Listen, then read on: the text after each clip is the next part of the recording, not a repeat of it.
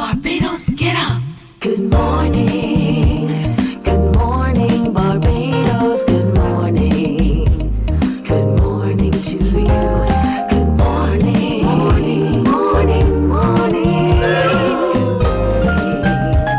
Good morning to you.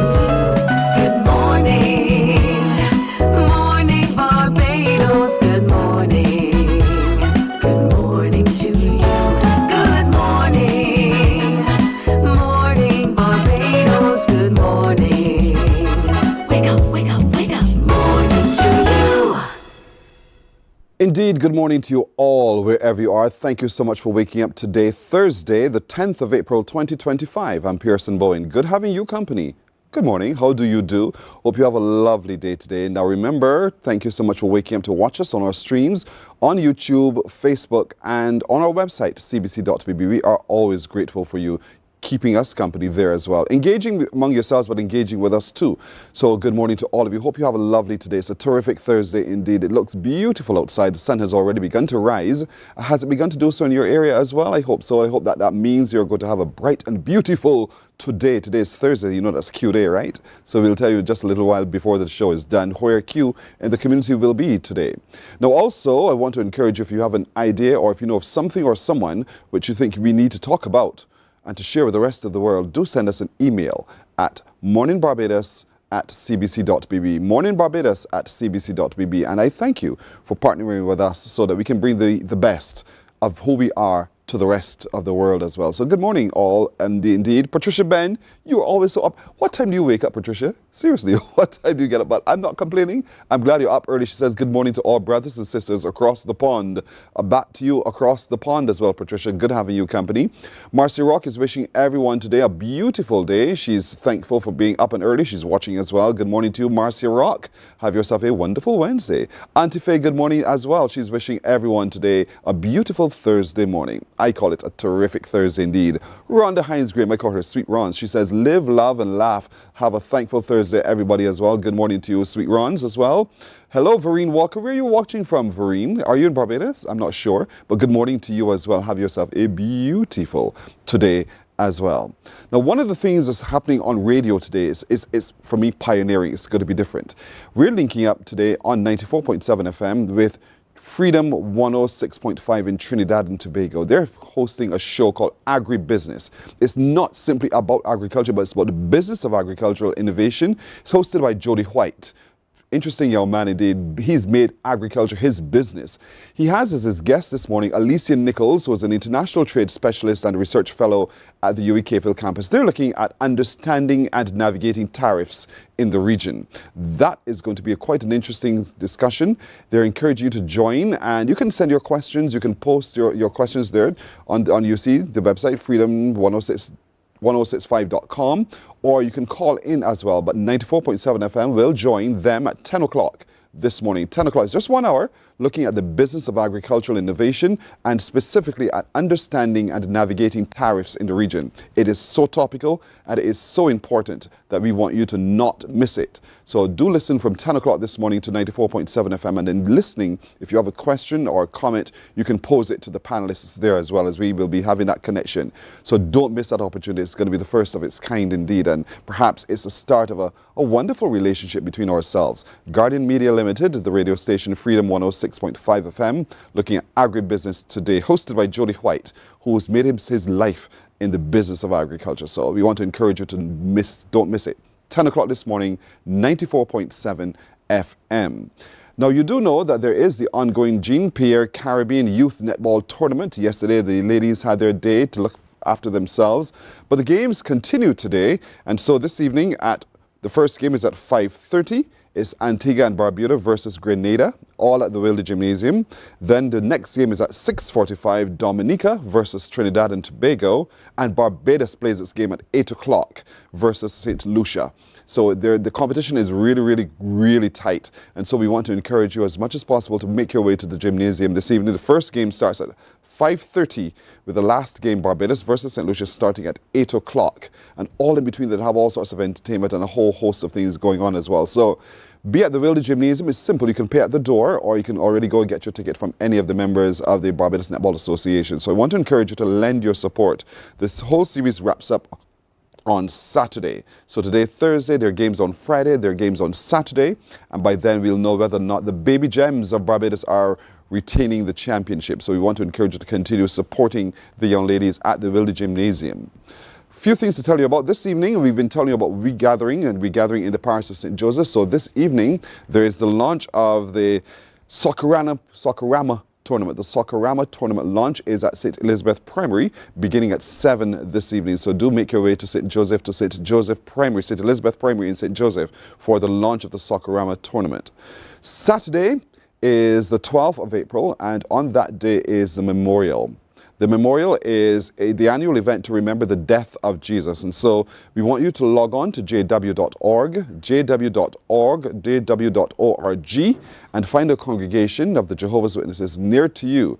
And it's just 1 hour of your time beginning at 7, and you'll learn more. It's an interesting talk, an interesting subject, looking at the memorial, the ransom paid by Jesus for our redemption. And so that's happening in the memorial on Saturday the 12th, beginning at 7 p.m. in any of the congregations. You can also watch it online, so all that information you get at jw.org. Then on Sunday is the Autism Parent Workshop at the Yacht Club. Now that's building coping skills and supporting communication development. That's what they're looking at. They have a number of specialists who will be presenting to parents of children with autism.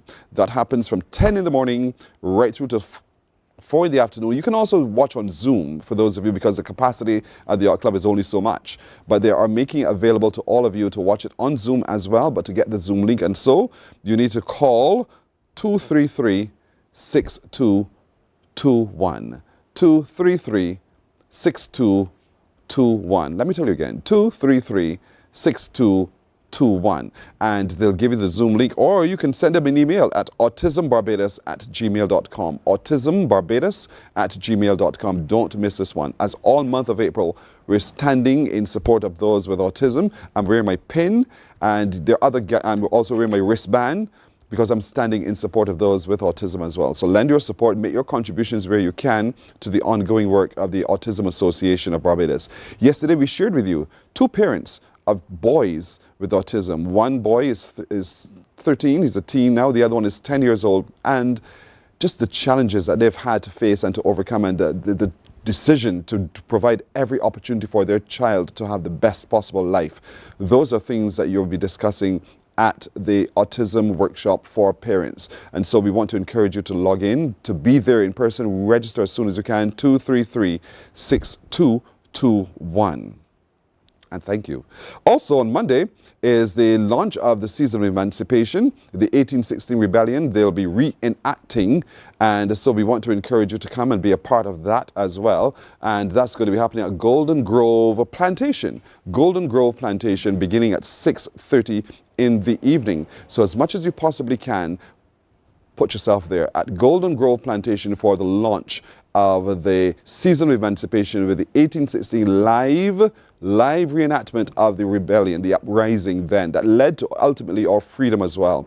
Ultimately, as we heard the story was told by Rodney Grant earlier, some of those who were part of that uprising then made their way to Freedom Village, and they carried on, and so they bought land, and so the enfranchisement of us began. And so we want to remember that in a very significant way on Monday next week, Monday the 14th, when we take a look at the 1816 uprising in a live reenactment.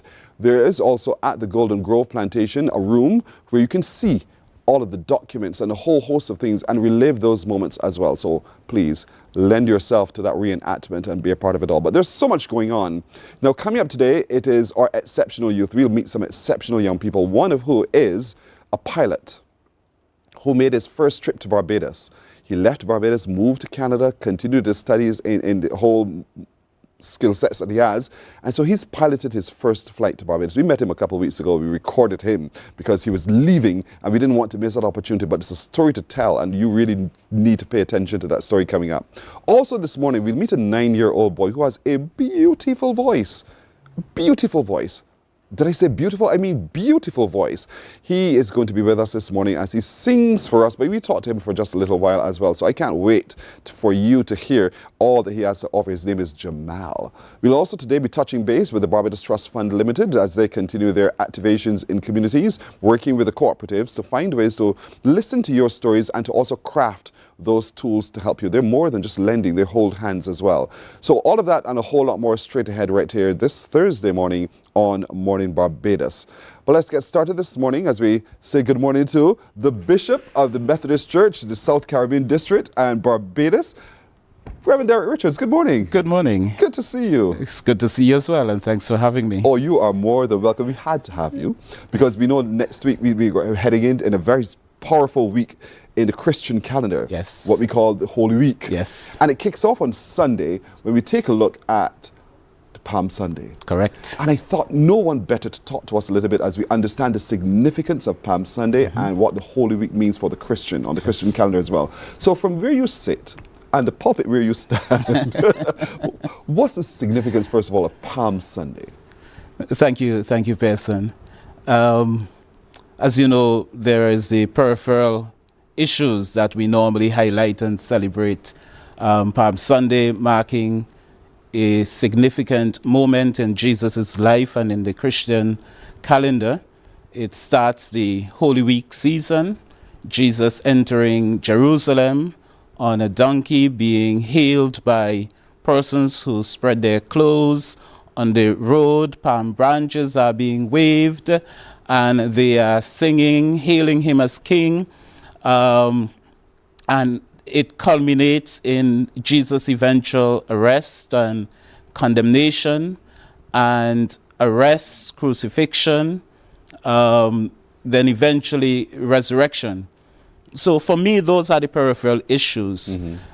The people were crying Hosanna, which literally means save, help.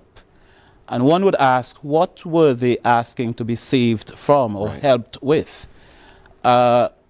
Generic answer would be sin, personal sin that will lead to reconciliation with God and eventual heaven. But again, there is so much more, person, in that cry, Hosanna. The people lived in the context of an empire, the Roman Empire. Yes. That was ruthless. People were struggling. People were suffering. People were experiencing economic hardship. They were experiencing political challenges. They were experiencing hunger. Their sons and daughters were being taken into war because there was the expansionism of the empire. There were persons who were losing their lands because the loan sharks were charging exorbitant interest rates. And so when they cried Hosanna, it was real earthy, practical. It was part of their lived reality. They had had enough. The struggles were too much. And they were literally asking Jesus to join them in this liberation movement. They were literally asking Jesus to lead them in an insurrection, in a rebellion. And they believed that Jesus was the person to do this because of the many things that he said and the many things that he did. Jesus came out saying, the Spirit of the Lord is upon me, for he has anointed me to liberate, to bring good news, to give sight to the blind. And so when they saw all of this and his very actions, they were like, this is a man who should lead us into a rebellion against an empire that has inflicted injustice and hardship and pain upon us, and we just can't take anymore. So when we celebrate Palm Sunday as a Christian church, when we say Hosanna, it's not just a song of praise. We are lifting up the real struggles, pain, and hardship of everyday people. Hosanna has bread and butter implications. And so when we celebrate Palm Sunday this year, no doubt we are going to be highlighting some of those real issues that affect the quality of human life, the issues that prevent human flourishing, the issues that are impacting on the most vulnerable of our community. So, Pearson, we can't celebrate Palm Sunday this year and don't talk about tariff. Yeah, that's right. The realities of life as we know it today. Correct. And I'm glad you've contextualized it in the way that you have, simply because for a lot of people who turn up in the pews at church, it's a ritual. Yes. And I'm glad that you're saying to us all, when we celebrate Palm Sunday, it's not a ritual. That's right. There has to be an understanding rooted in your reality of what Jesus meant, and Yes. understanding his sacrifice as Absolutely. well to be able to alleviate us of all those kinds of things. Absolutely. But we didn't learn a lot. And even at that time, they didn't learn a lot, because it started with Hosanna, Yes. and then it ended with crucify him. Yes. And so Yes. I'm still trying to figure out what happened between there, one day, and then within the next few days, you had totally different emotion. Yes. And this, I'm very glad you asked that. This is because they were crying, Hosanna, save us. We see in you the person who can lead us in this liberation movement. And Jesus moved from that triumphal entry. He goes to the temple, he overthrows the table, and no doubt they were like, yes, this is the guy. And then Jesus' very actions, the leading into Good Friday, suggested that this movement that he's leading is a nonviolent resistance. And as far as they were concerned, there's no way we can be liberated from the Roman Empire that has been so ruthless with non-violent violent ways. So on the leading into Good Friday, when they shouted, crucify him. But then what comes after is important. Yes. Give us Barabbas. Why? Barabbas led insurrections. Barabbas tried. And so we would prefer someone who is willing to pick up arms, to lead us, because they did not understand Jesus' method. Right. And Jesus' method was to ensure that every generation doesn't have to pick up arms. That the liberation that he offers is so deep that it changes life and changes the way that leadership operates. Again, so profound, indeed. But we were made as people to forget. That's the way to frame it. That's the easiest way to frame Yes. it. And so Yes. we see lessons, we don't somehow are able to translate those lessons into long-term action and change. And I think Jesus also represented that for a lot of us. He came with a mission, but he knew the frailty of the human endeavor. And so he was patient enough for us to be able to do so. Absolutely. But he had a purpose to achieve. And he set about to do so. What's the lesson in Holy Week you think that we can all pull from Jesus' example, and looking back then at how people reacted, the people lesson as well, so that we as a people today hopefully don't repeat our history in the ways that we have? Yes. There's a song that says, roll back the curtain of memory Yes. every now and again. Show me where you've brought me from and where I could have been. Remember, I'm human, and human forget. So remind me, dear Lord. Holy Week, therefore, allows us to remember. And this remember is not just an intellectual recollection of facts. This remember allows us to go back to where it all started and to take hold of the events that took place, bring it into the present with us, and own it.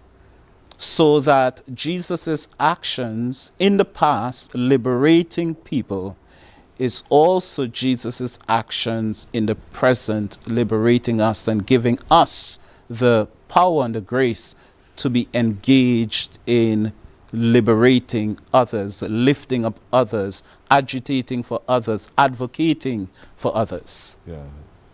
Interesting again. And so I only have 3.5 minutes left.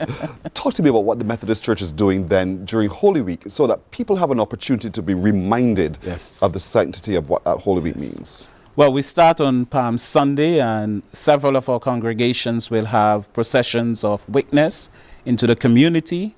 Where And that's important. Yes, where our very presence would say to the community that there is hope, because people are going through very, very difficult realities in life. And we want our presence to say, there is hope. We see you, we hear you, and we are available to journey with you. And that Sunday morning, Sunday evening, our young people will come together for a rally at the Angel Memorial Church. And again, there will be a procession, because we want to highlight some of the issues affecting young people and children, so that again we can say to our community, we hear you, we see you, and we're coming alongside to journey with you and with our children.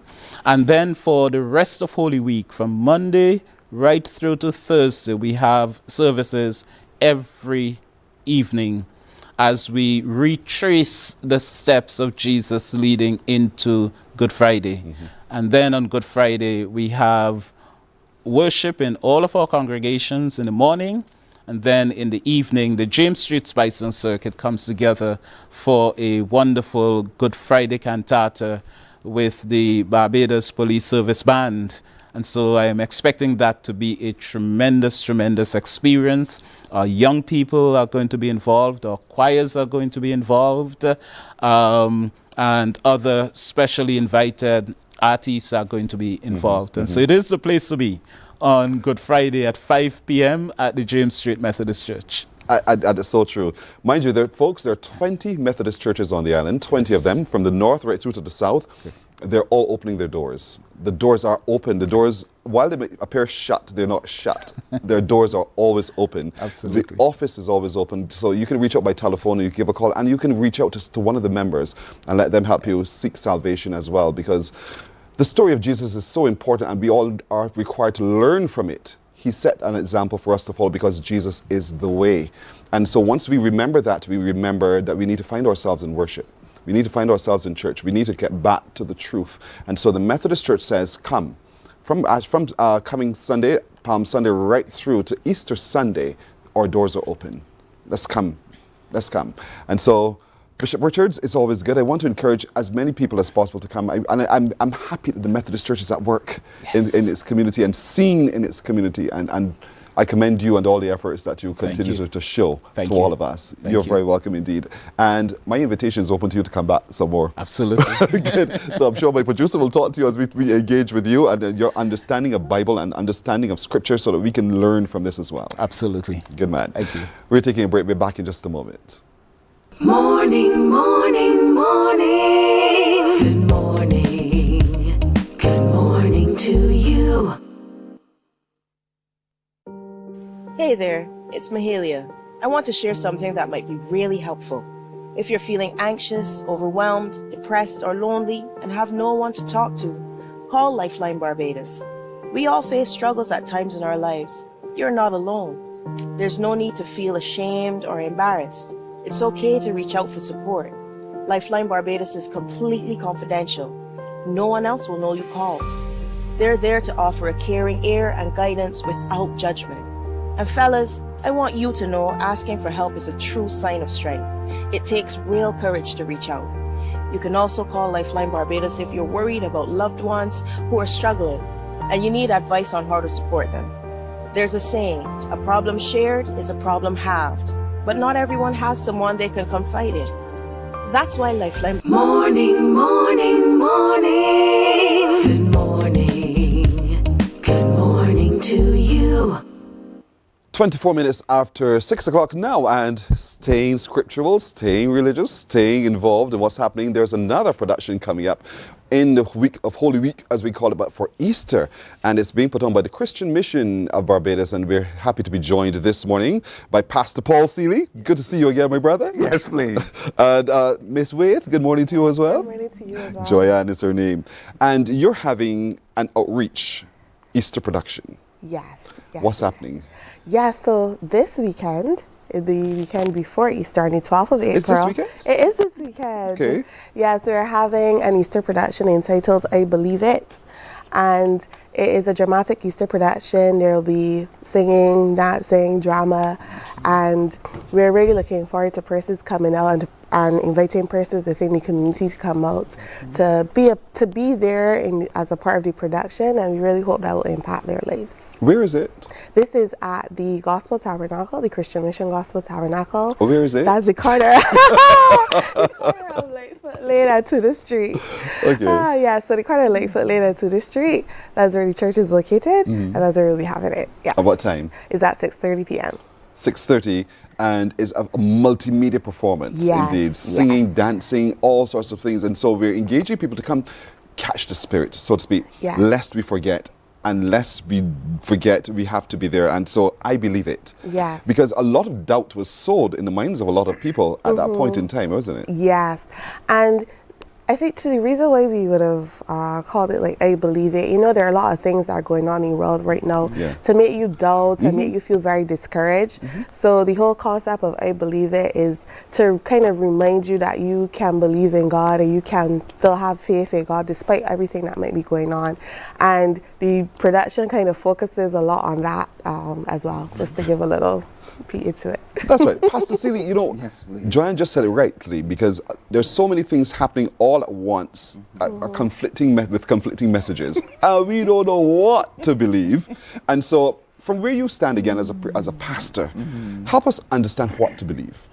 Well, as your bishop said before, in terms of this being Easter weekend, and this is the celebration of the Christianity understanding the importance of Christ coming in the world. Right now we live in a confused world. You listen to the news on a daily basis, you see what is going on globally. In my estimation, the only one we could believe and stand in right now is Jesus Christ. He's the one that's constant. He's the one that we can trust. He's the one that we can believe in. So when we talk about I believe, we're basically telling people to believe in Jesus Christ. You see what is happening. Without him, we can do nothing. But the church is so challenged in this time because of the competing forces. Yes. And what does that speak to, again, the influence of the devil? Yeah. I say it for what it is, and all the other distractions that would inflict people as we go in terms of keeping our faith strong. Well, generally in life, all of us will have challenges, but we have to know that God is always there with us. The Bible says, trust in the Lord with all thy heart and lean not unto thy own understanding. But You in all thy see? ways, consider him. So the biggest problem is when we lean to our own understanding. But he's saying in all our ways, trust him. And if we trust him, we know that he will come through for us. He'll direct our paths. Yes. It's a Bible verse which I've grown up knowing so well. And it's so true that sometimes we lose our way. But if we have our guiding light, which is our faith, and we believe, then there's nothing that can shake that resolution, that thing. And so this production coming up calls on the collectives, all the young people. Yeah. Yeah, I'm sure it has different ages of people in there, right? Yes, it does. It's kind of focused. It does kind of focus on young people a bit, on that kind of challenges that young people may have, and concepts that young people may have about God and about the whole story of Jesus' life and stuff. So it kind of focuses a bit on that as well. Yeah, but it reenacts, to my mind, I'm not sure because I don't know the production script. It reenacts the sacrifice of Jesus to help root us in what we ought to believe. So if he could do it, why can't we? If he's led the way, why shouldn't we follow?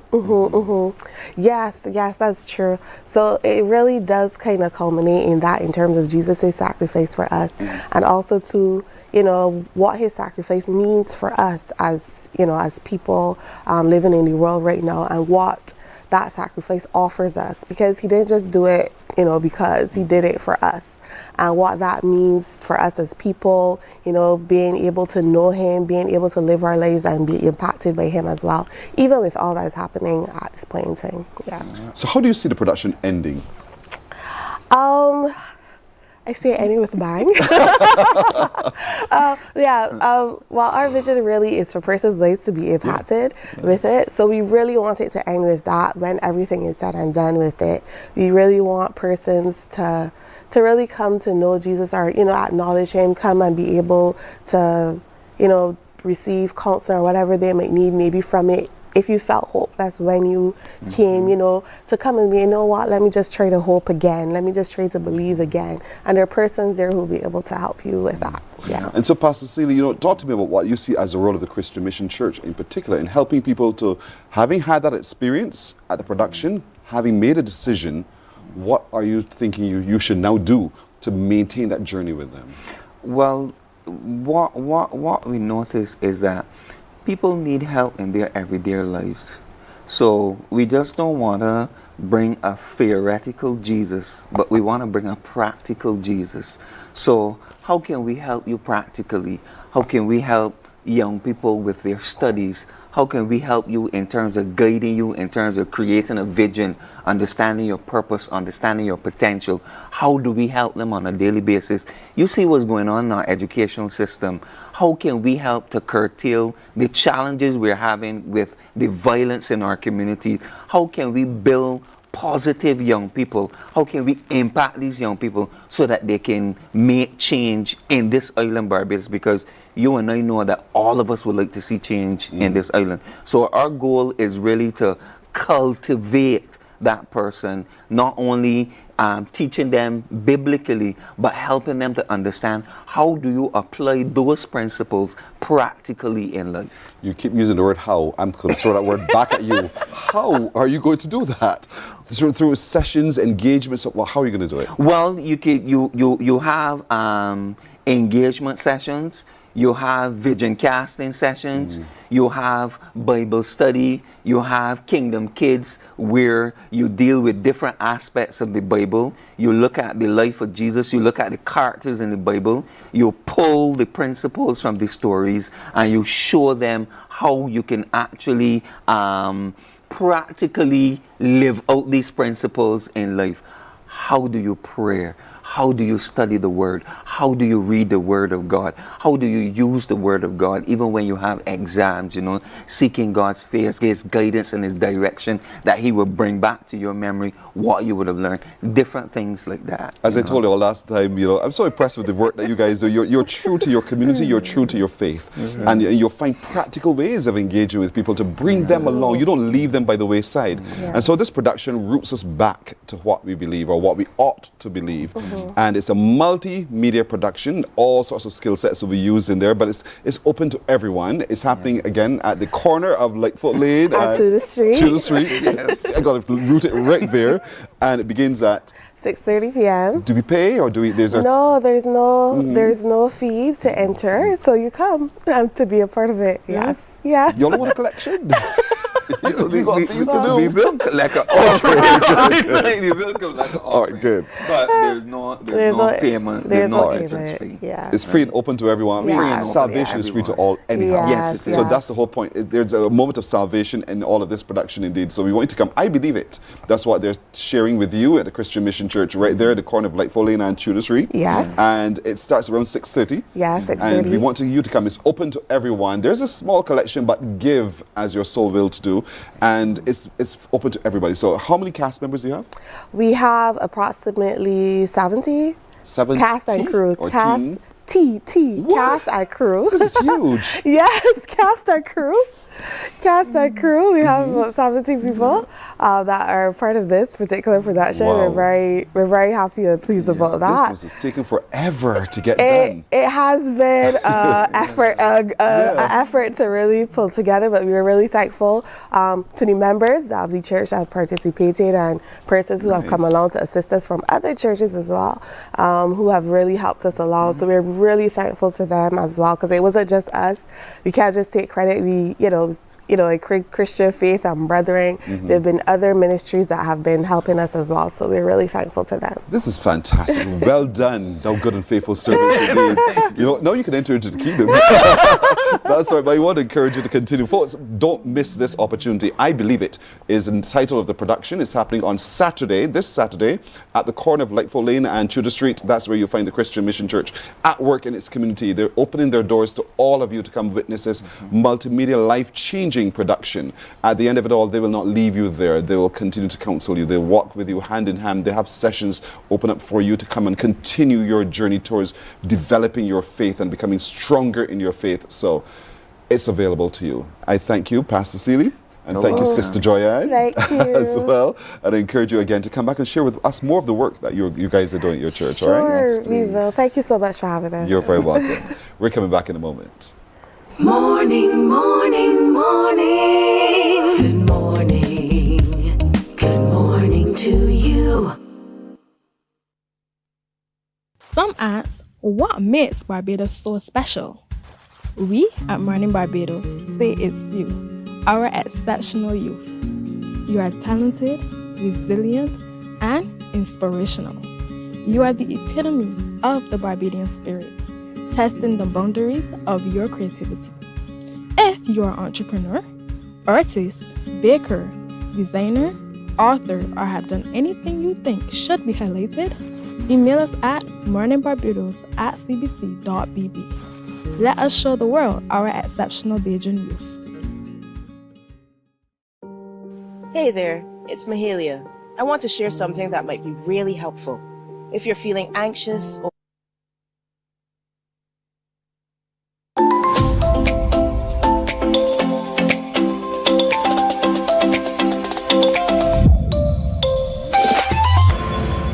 This segment of Exceptional Youth is brought to you with the kind compliments of the Student Revolving Loan Fund, financing education the easy way. Morning Barbados now takes to the sky, and of all people we could meet up there in the atmosphere is a Barbadian piloting a plane. His name is Rashad Nurse. He joins me now on Earth. Rashad, good morning to you. Good morning, good morning. How are you doing? I am good. You are piloting a plane. And how old are you? 23. 23. 23 years. Did you see that in your trajectory of your life as you were planning your life out? At first, no. But as my inspiration grew and I was learning every day, and I saw in the skies something that seemed mysterious, I decided a pilot is what I wanted to be. You didn't see a bird? No. You saw a plane? I saw a plane. And so you thought, I want to fly that one day, one of those one day. And so you how did you go about then becoming the pilot? Well, I started here at the Barbados Light Airplane Club, and I began my ground school. And it was supposed to be a year. And within that year, I learned all the knowledge I needed. And I decided to pursue my career. I would like to go to Canada. Canada is where I got the remaining of my licensing. And I then became a commercial, multi-engine, instrument-rated pilot. What does that mean? Do you fly certain size planes or you fly for certain distances to have that kind of license? So that license allows me to fly large, complex aircraft that require multiple crew. So 2 pilots, a captain and a first officer. So if I'm sitting on a commercial plane traveling from Barbados to Canada, that could be you. Correct. You could fly one of those. Yes. Or you can fly a smaller size plane if you choose to do so. Yes. Yeah. And you're okay to go because your license allows you to do that. And so how long did it take you to achieve that license, to earn that license? From my beginning of training, we had COVID, so it extended to around 4 years. 4 years. Yes. But it could have been shorter had there not been COVID. Yes. Normally it's around 2 to 3 years. What is that like? Is it rigorous to be able to be qualified to have this kind of license? Yes. I will admit it is, yes. But you are not to give up. It is rigorous, but it is achievable.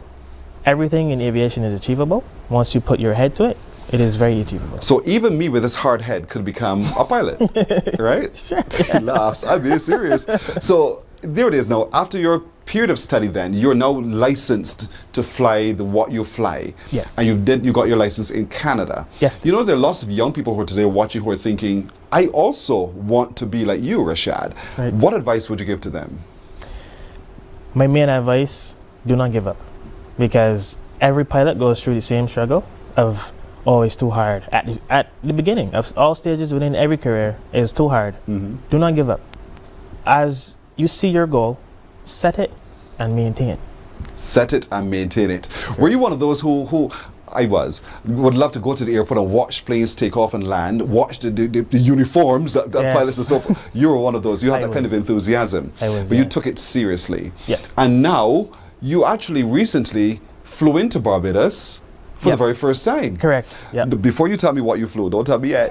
What was it like coming across the Atlantic Ocean, all those oceans, to land in Barbados in a little plane? Something serious. I can imagine. I mean, it was just, how many Yes. people were in that plane? So there were 4 in total, including myself. The 2 in the back were our medical team. So we came down as four persons. For a small plane, Yeah. going the distance, because from Canada to Barbados is some distance. How many hours? In total, we did a couple of stops. So that was around 12 hours. With a couple stops in there. Correct, For yeah. refueling and the like. Yes. Do you ever get scared? No.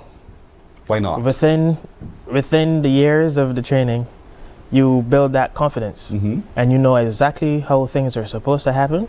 Obviously, everything can change, but we are trained rigorously, as you said before, Yeah. to understand and compile every situation that could happen and the results of how you can reduce. I want to understand what the skies look like. On the ground, if I'm driving a car, I know road signs. I know to turn left here or there. All of those kinds of things. I know that I've just came through Black Rock. Right. In the skies, what do you have that helps you to be able to say exactly where you are? We use the clouds. You had me for a minute. So we have computer systems that have generated waypoints that we use to navigate. Right. So they have specific names. One may be called Randy. That's specifically in this one location. So if we are told, if we're using a route to fly to point A to point B, we know we need to pass through Randy to get there. And we know that Randy refers to a particular spot with a name. Correct. Yeah. So to get from Canada to Barbados, so how many Randys did you have to go through? Luckily, only one. Just the one. Okay. Yes, yeah. So that's how it works. Yes. Yeah. And if you're off route, would you know? Yes, so we have multiple backups. We have the same system we're using, and we have air traffic controlling. So air traffic monitors our location and our position within our route of flight plan, and if we vary, they confirm with us if we're seeing the right things on our systems to veer us back onto course. Okay. What do you see at night? Because there must be really dark. Really dark, other than the stars. That we see a lot, and if we're lucky, the aurora borealis. Really? Yes. Were you lucky before? I was once. At least But once. up north in Canada, yes. Okay. And so all you're looking ahead and you're saying just darkness, like a Correct. dark curtain with stars. Yes. And you're hoping, I suppose, that eventually you see enough lights that will suggest that you're near to land. Yes, yeah. Especially recently when I was coming to Barbados, I saw within the darkness this one specific glow which I knew Barbados. Really? Yeah. What does Barbados look like from up there? As if we see it drawn in the map? It actually is. Other than a couple dark spots where there's no lights in the hills, but it actually is shaped in the Barbados with all of our lights from within these towns and the cities. Yeah. So this recent entry to Barbados, was this your first time flying into Barbados? Correct, yes. Talk to me about knowing that were now given your first opportunity to fly home. Yes. What did that mean to you? Well, once I received the call, they said, "Oh, we have a trip for you." I said, "Okay, where?" They said, "Barbados." I said, I know that. I am on the way. So within my company, within 2 hours of our clients contacting us for this trip, within 2 hours we're in the air, coming to your location. So as soon as I received the call and I knew it was Barbados, I was like, there's no way I'm missing this opportunity. I'm coming today. And so you're coming along the coast the famous West Coast as we know it. Yeah. And I'm sure your colleagues on the plane were saying, boy, Rashad, this is home. They were teasing you? What were they saying? They were like, "Oh, what's this down here?" I was like, "That's Bridgetown. This is the port. Oh, this kind of stuff." I'm pointing out every specific thing, and it's just a magical moment. Like a lot of people don't get the opportunity, and I'm very lucky to be able to do it. You are very fortunate indeed. And then you had that descent. Yes. And you know that in a matter of seconds almost, the tires will land on the tarmac and you are home. Yes. Yeah. What did it feel like when do you press brakes? We do, yes. Okay, good. Yeah. And then to stop, do you push forward or pull back? No, we actually leave it neutral. So within the aircraft, we have reverse thrust, or in my specific aircraft, we have something called beta range. So both of them are the same way. One is with props, one is with jet engines. All it is sending all the thrust that was going backwards, forwards. So we use less brakes to reduce the wear of the aircraft. Is that how it works generally? Okay, Correct. cool. So when we hear that screeching sound, that's what's happening. So that's a mix of the brakes, but our engines are doing the reverse thrust. Exactly. The reverse thrust. Yes. Get into the language indeed. Correct. And so there was now, you've touched ground. What was the first thing you wanted to do, having alighted from the plane? There were so many things going on in my head. I was like, I'm a real pilot now. I'm one of the guys that I remember watching when I was younger in, the airlines, and I'm watching out the window, looking at the wing, and I'm seeing them, doing every single thing I just did. And I'm just like, I want to jump, but I can't. Right? But I can't. Yes. So first flight in, you landed on the ground, you took your bags and you're heading into the arrivals hall. Yes. Yeah. And knowing this is home and feeling that like the pilots who you've seen before walking through head held high with all that pomp and pageantry, and that was you. And then outside waiting was? Outside, at this moment, it was my parents. And I was like, all joy. I don't know how to explain it. It was all joy. I can well imagine. Yes. And this is your first time flying into Barbados? Correct, yeah. Is this your longest distance ever flying? As of now, yes. As of now? Yeah. And so is that what you have to do? Keep up miles and distance? No. For pilots, all we do is keep recency and... Recency as in fly often? Correct. So every couple months, we have to make sure we did a certain amount of hours and a couple landings, which keeps our recency. Obviously, you don't want a pilot who hasn't flown for a year and stuff like that, right? So regulations is we fly within certain amounts to keep up our practice. Yeah. What's your dream for yourself now that you've landed in Barbados? Okay, one down. What's the next on the bucket list? My next is when I get upgraded into other aircraft is to go to Japan. Huh. Yeah. Which is even farther. Correct. Are you enjoying living in Canada? Yes, it's cold. It's cold. It's cool or cold? Which is it you're saying? Cold. It is cold. Yes. Yeah. No regrets. No, none. Do you get a chance to come home, check in on home, those kinds of things? I do. Yes. How? I airline, and every time I tell my parents I'm coming, they say, "Oh, when?" It's not about how or what. It is when. Right? It's great. I love be able to go and then come back, and then especially bringing my parents up here to Canada. Right? Is wonderful. Oh boy, I love the fact that you're giving back to your parents as well, who've supported you all the way. Indeed, Rashad Nurse, for us, you're one of our exceptional young people. And so we want today to celebrate you and all that you've been able to achieve thus far. And to have had the honor, not just wearing that Canadian flag, you need to get a Barbadian flag on your collar as well. Yes, I know. But to be able to fly the distance home in the service that you do as one of the medevac flight operators, right? Yeah. That's what you do. So you bring people who need medical attention. Correct. That's what you generally do? Yes. Okay, and so to be able to do so safely and to do it so very well indeed, we celebrate you today. We are very proud of you, Rashad.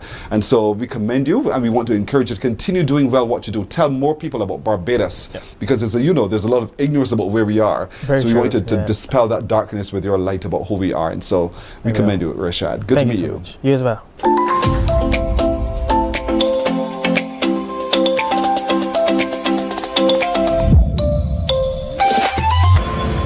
That's segment of Exceptional Youth was brought to you with the kind compliments of the Student Revolving Loan Fund. Financing education the easy way. Morning, morning, morning. Good morning. Good morning to you. Hey there, it's Mahalia. I want to share something that might be really helpful. If you're feeling anxious, overwhelmed, depressed, or lonely and have no one to talk to, call Lifeline Barbados. We all face struggles at times in our lives. You're not alone. There's no need to feel ashamed or embarrassed. It's okay to reach out for support. Lifeline Barbados is completely confidential. No one else will know you called. They're there to offer a caring ear and guidance without judgment. And fellas, I want you to know asking for help is a true sign of strength. It takes real courage to reach out. You can also call Lifeline Barbados if you're worried about loved ones who are struggling and you need advice on how to support them. There's a saying, a problem shared is a problem halved, but not everyone has someone they can confide in. That's why Lifeline Barbados exists, to be there for you or someone you care about during tough times. Save this number. Lifeline Barbados is just a call away. Remember, you can reach out whenever you need to talk. Some ask, what makes Barbados so special? We at Mornin Barbados say it's you. Our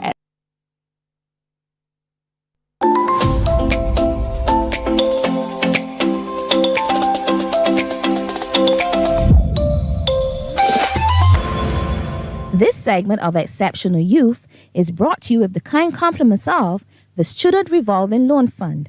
Financing education the easy way. This performance, ladies, is going to bring tears to your eyes. Get your little bits together because Jamal is here to sing for you the song Please, Please, Please. Take it away, Jamal.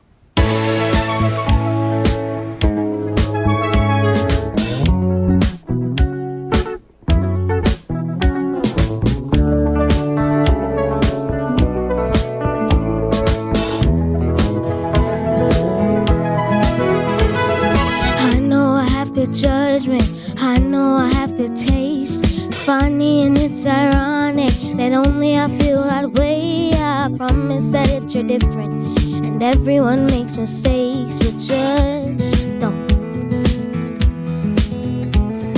I heard that you're an actor, so act like a stand-up guy. Whatever devil's inside you, don't let him out tonight. I tell him it's just your culture and everyone rolls their eyes, yeah, I know.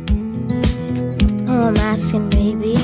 Please, please, please, don't prove them right. And please, please, please, don't bring me to tears when I just got my hair cut so nice. Heartbreak is one thing, my ego's another. I beg you, don't embarrass me.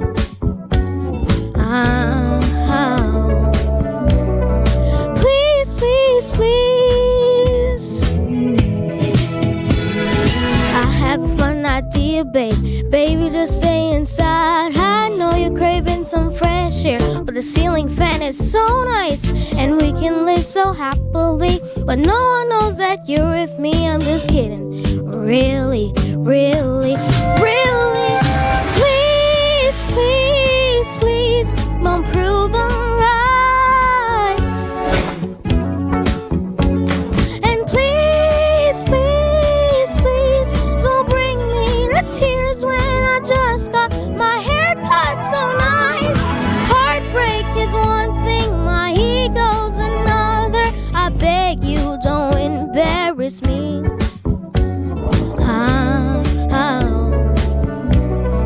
Please, please, please. If you wanna go and be stupid, don't do it in front of me. If you wanna cry on my music, don't make you hate you fully. Please, please, please, please, please, please, please, please, please, please.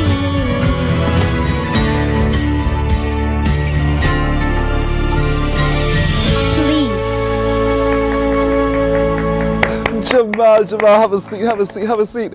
Wow, I told you.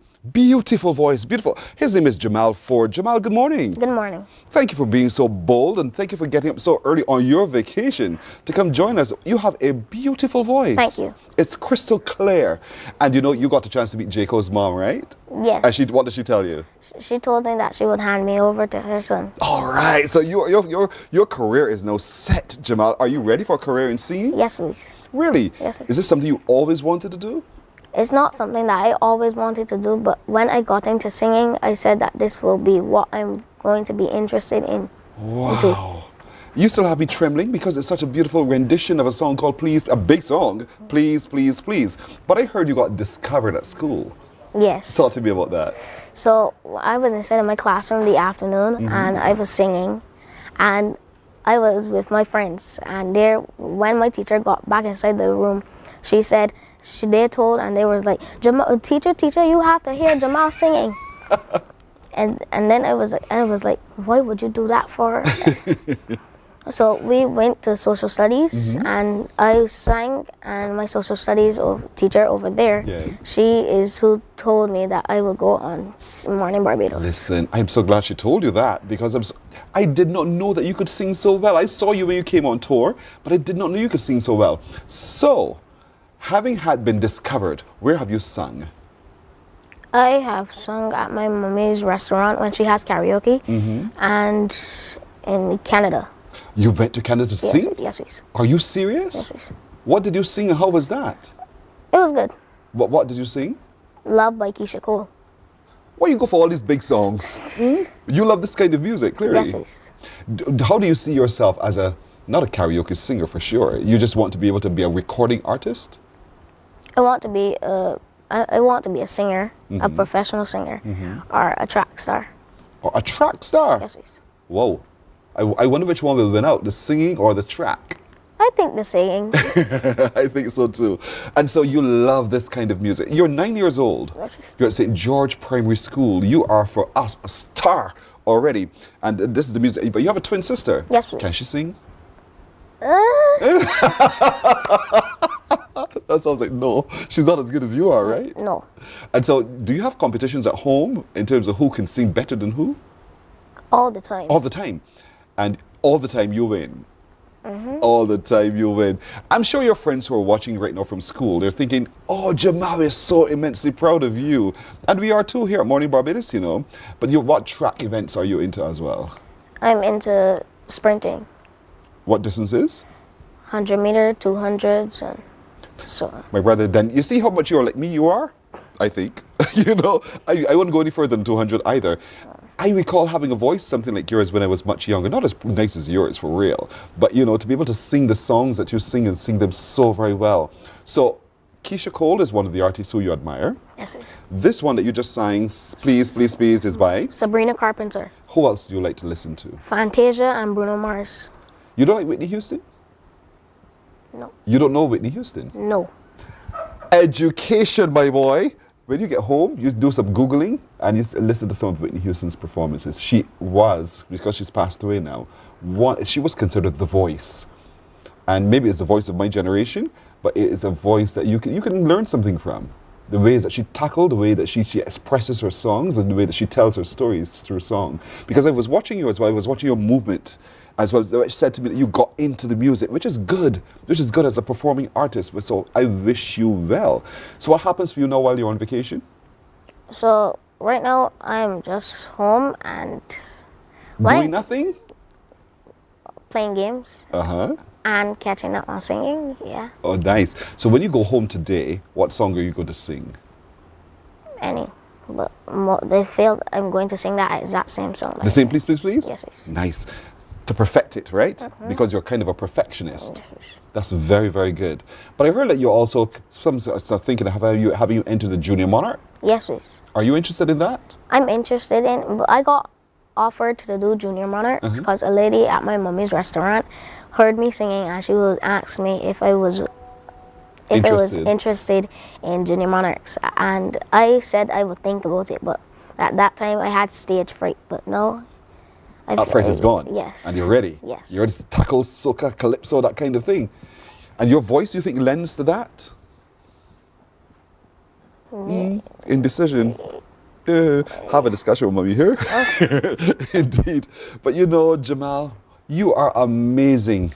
Thank I you. mean, truly amazing. And I don't want you to lose your voice. So take care of your voice. Yes, yes. But Jaco is going to take care of you as well as you grow in the industry. It's an important thing to do. So don't take it lightly. I don't want to lose your voice because of other things, because you misuse your vocal cords. But I can't wait for your first production. I hope I'm alive still, as old as I am. You know, for your I hope first so too. thank you. For your first recording, I promise you I will buy it and listen to you over and over again, because I think there's so much in you that's still to come, and it's going to be fantastic. Jamal, it's good to meet you. It's good to meet you too. Thank you very much. Jamal Ford is his name. He is one of our exceptional young people. Isn't he a fantastic young man? Just goes to show. And young men, I want you to take example from Jamal. Don't run away from using your voice, using your best talents, indeed, in expression, and be your best self as well. So learn from him. He's 9 years old. He's already, for us, an exceptional young man. We're taking a break here. We're coming back in just a moment.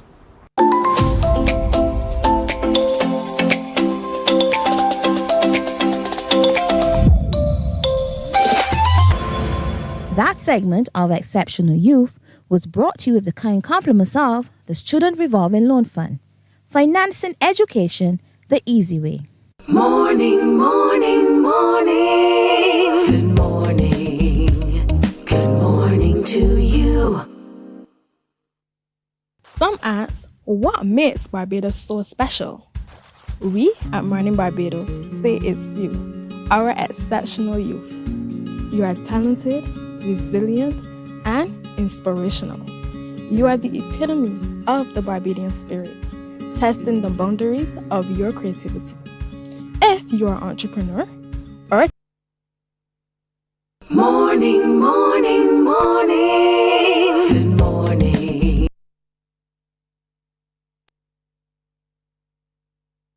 some ask, what makes Barbados so special? We at Mornin Barbados say it's you, our exceptional youth. You are talented, resilient, and inspirational. You are the epitome of the Barbadian spirit, testing the boundaries of your creativity. If you are an entrepreneur or Morning, morning, morning. Good morning. Good morning to you. Let's get right into the news now. Prime Minister Mia Amor Mott today is highlighting the critical nature of the Loss and Damage Fund, given some insurance companies are refusing to cover natural disasters. She's also concerned that local hoteliers are facing higher insurance costs. The Prime Minister spoke about the matter at the 5th board meeting of the Loss and Damage Fund held at the Hilton Hotel. Anesta Henry files this report. Prime Minister Malti says that the Caribbean Catastrophe Risk Insurance Facility refused to cover damages Barbados suffered as a result of Hurricane Beryl. She explains that CRIF denied the claims on the basis that storm surges which whipped the coast are not considered wave action. I'm not sure what it is if it's not wave action, because you can't get storm surge without it coming in as a wave.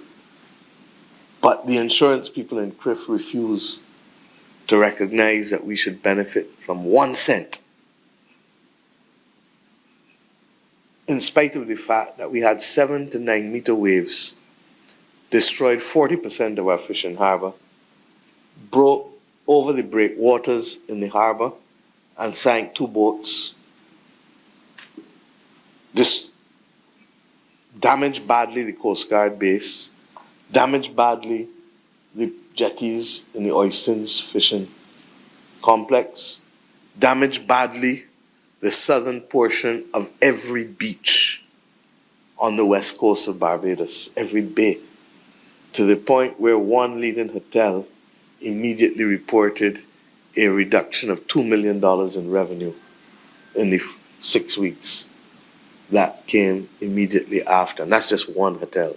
Against this background, Prime Minister Malti says the fund established at COP27 with the aim of providing financial assistance to developing countries most vulnerable to climate change impacts is significantly important. The only entity that can come to the rescue to countries at scale potentially after a crisis is this loss and damage fund.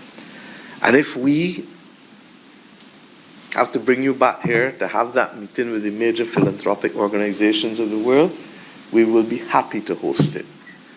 But if we are not talking with each other, and if we are not looking to move outside of what is normal and what is accepted, then we will become a victim to those who don't believe in what you are fighting for. And before going to address the board meeting, Prime Minister Marty met with members of the Intimate Hotels of Barbados group. Members raised concerns about the steep increases in the cost of insurance. They need to access capital in order to refurbish and remain competitive. But if the insurance premium that they're paying puts them in a state of losses, then the ability to be able to get the new oxygen, the new capital, to keep them competitive is at risk. And that is why Barbados has continued to maintain, starting with a colloquium which we had in November 2019, that this issue of insurance is at the center of much of what we have to discuss going forward. And that when a sector or a country or a region becomes uninsurable, they effectively become uninvestable. CRIF was designed as a regional catastrophe fund for Caribbean governments to limit financial impact of hurricanes and earthquakes to Caribbean governments by quickly providing short-term liquidity when a policy is triggered. Onesta Henry, CBC News. Participants of this year's Jean-Pierre Caribbean Youth Netball Tournament shed their uniforms and sneakers yesterday, and instead they engaged in a session of improvement and empowerment. The young women had the unique opportunity to share and interact with each other, positive adult females and mentors, to harness different ideas and cultures with the hope of empowering them towards positive change and personal development. Rachel Agard files this report. Building confidence, leadership skills, and conflict resolution are just some of the topics participants in this year's Jean-Pierre Caribbean Youth Netball Tournament were privy to today. At the end of the day, those involved in the Sister Speak initiative made many new friends while enjoying the camaraderie. Minister in the Prime Minister's office with responsibility for culture, Senator Dr. Chantel Monroe-Knight told the girls despite their circumstances, they could succeed in all their endeavors. Recalling her circumstances growing up, she challenged the girls to explore who they are. You have to understand that at one level, but understand that there are real barriers for you as a young woman and as a Black young woman as well. It's real, right? It means something. And you have to know that. And once you know that, then it then has to mean that you operate differently. Yeah? That there has to be, again, the level of something in your belly in terms of your own confidence and how you step out to the world, how you wear your clothes, how you speak to people, how people see you. Those things are important because people make perceptions about who you are just based on the fact that you're a woman and you're Black. And then you're young. Meanwhile, Member of Parliament for St. Michael South Central, Marsha Cadell, noted one of the greatest gifts she got growing up was realizing what investment meant in order to keep life happening. The former Minister of Industry, Innovation, Science and Technology added she always knew she needed to earn the kind of income that would put her in a position to care for those who took care of her. And I realized very quickly that my responsibility was not just to the next generation. But the truth is that our responsibilities are often to the generations that we're leaving behind. And is one of the reasons that I think that things like estate planning and understanding what you're leaving for future generations is so important. Because many of us are in positions, and many of us in this room, where we don't just have to plan for our future, but we also have to make sure we're taking care of our family. The tournament, which includes Barbados, Dominica, Grenada, St. Lucia, Antigua and Barbuda, and Trinidad and Tobago, ends on Saturday. Rachel Agard, CBC News. A 30-year-old woman was granted bail after being charged with assisting an offender. Shanice Gill of Neptune Road, Deacon's Farm, St. Michael, was not required to plead to that charge that occurred at her residence on the 3rd of April. When she appeared before Magistrate Bernadette John in the District A Magistrates Court, she was granted bail in the sum of $2,500 and ordered to report to the Black Rock Police Station every Monday between 6 a.m. and 12 noon. She'll return to court on the 17th of July. Meanwhile, the police have informed that 27-year-old Taquan Reed of Wilkinson Road, Richmond, St. Michael, who was the subject of a wanted man bulletin issued on the 5th of February in connection with serious criminal matters, is now in custody. He presented himself to the Hastings Worthing Police Station accompanied by his attorney at law. He is assisting the police with their investigations. Now to sports, an unbeaten century from Captain Hayley Matthews proved futile as the West Indies women lost to Scotland women by 11 runs at the ICC Women's World Cup qualifier in Pakistan. Set into bat in Lahore, Scotland women were bowled out for 244 in 45 overs. Player of the match, Matthews took 4 for 56. Matthews then did all that she could to get her team over the line, batting through severe cramping, which forced her to retire twice, to still top score with 114 not out.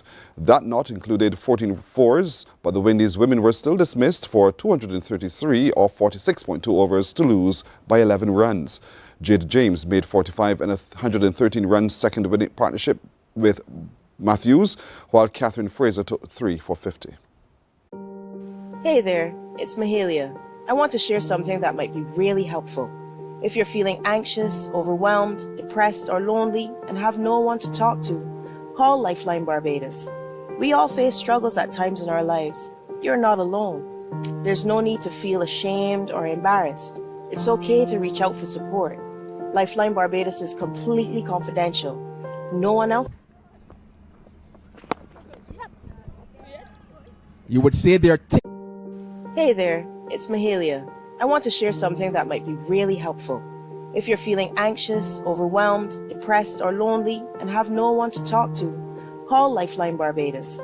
We all face struggles at times in our lives. You're not alone. There's no need to feel ashamed or embarrassed. It's okay to reach out for support. Lifeline Barbados is completely confidential. No one else will know you called. They're there to offer a caring ear and guidance without judgment.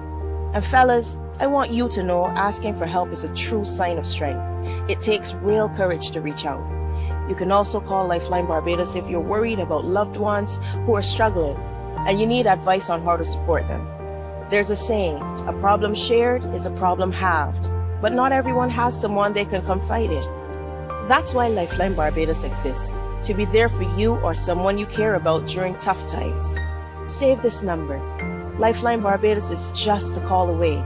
Remember, you can reach out whenever you need to talk.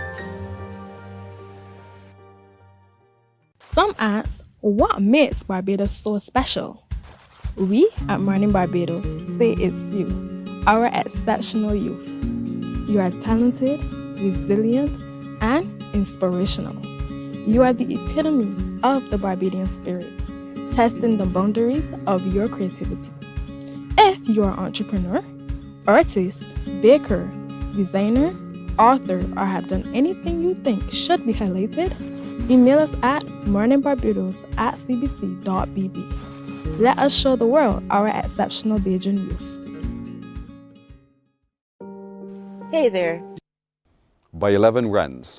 And so that's our news. Until now, we'll have more news coming up at 12 noon right here on CBC TV8. A break. Morning Barbados comes right back right after. Morning, morning, morning. Good morning. Good morning to you. Hey there, it's Mahalia. I want to share something that might be really helpful. If you're feeling anxious, overwhelmed, depressed, or lonely and have no one to talk to, call Lifeline Barbados. We all face struggles at times in our lives. You're not alone. There's no need to feel ashamed or embarrassed. It's okay to reach out for support. Lifeline Barbados is completely confidential. No one else will know you called. They're there to offer a caring ear and guidance without judgment. And fellas, I want you to know asking for help is a true sign of strength. It takes real courage to reach out. You can also call Lifeline Barbados if you're worried about loved ones who are struggling and you need advice on how to support them. There's a saying, a problem shared is a problem halved, but not everyone has someone they can confide in. That's why Lifeline Barbados exists, to be there for you or someone you care about during tough times. Save this number.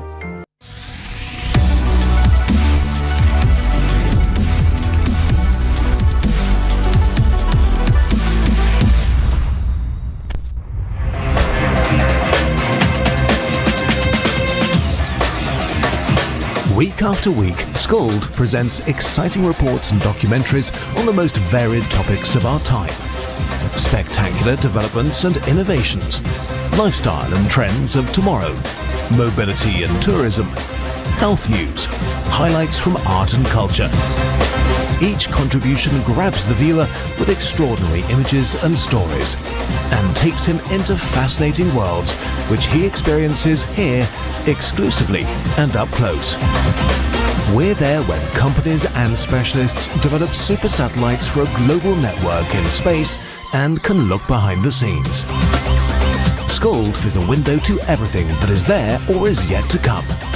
Fly with us through time to better understand today and tomorrow. You've always wanted that.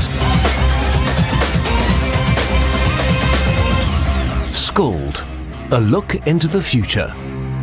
Morning, morning, morning. Good morning. Good morning to you. We are 60 minutes now after 7 o'clock as we turn our attention to the ongoing community activism by the Barbados Trust Fund Limited. And joining us this morning is the Senior Business Development Officer in Nisha Holder. Nisha, good morning. Good morning. Good morning, and good to have you indeed. But you know, I continue to compliment the Barbados Trust Fund Limited in the great work you're doing in supporting entrepreneurs on the island. How do you feel from where you sit about the work you do and the contribution you make to Barbados? We are definitely always excited to get entrepreneurs, excited about starting businesses, maintaining businesses. We are always excited to, get on the ground and really commit to what we do, which is business development, making sure that your businesses are stable and persons are really achieving their long and short-term goals going forward. And I think that's the beauty of what you do, the service that you guys provide as well. You're not just dispensing funding, but you're walking the walk with them as they grow. Correct. As well, and making sure that they're solid in their community. But how do you guys do that? We have a very robust business development department. We create programs. We definitely do a lot of hand-holding with the clients too as well. We consider ourselves as counselors sometimes. The clients can reach us at any time, talk about their issues if they want to brainstorm. Basically anything we do. Anything they do within reason, of course, to help your business develop and to remain stable. Yes. And so that's what you're almost operating almost on a 24-hour basis because they reach out to you by phone. Correct. At times when people would think, come on, she's off her job. But they do because you believe in the business and the service you give. Correct. And so part of it requires you then to go into community to engage with them. And I know that that's one of the things that you're doing this weekend, isn't it? Yes, please. So this weekend we're going to be touching base in St. Joseph. We're working with regathering committees across the island, and we're definitely jumping on that train. So this weekend we're going to be at the Grant Adams School. That is going to be with the St. Joseph Parish Committee, and they're collaborating with Q in the community too as well. There we're going to have an agency booth. We're collaborating with the Cooperatives Department.